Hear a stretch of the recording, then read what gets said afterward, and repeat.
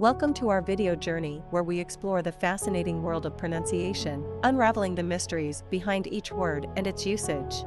In this video, the word is accompanist. Accompanist. Accompanist.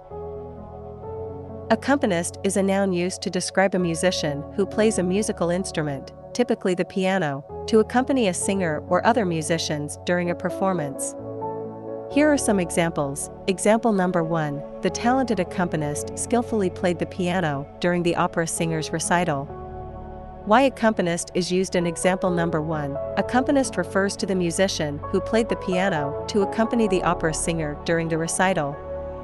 Example number 2. The choir director hired an experienced accompanist to provide musical support during rehearsals. Why accompanist is used in example number 2. Accompanist here describes the musician hired to support the choir during rehearsals by playing the piano or another instrument.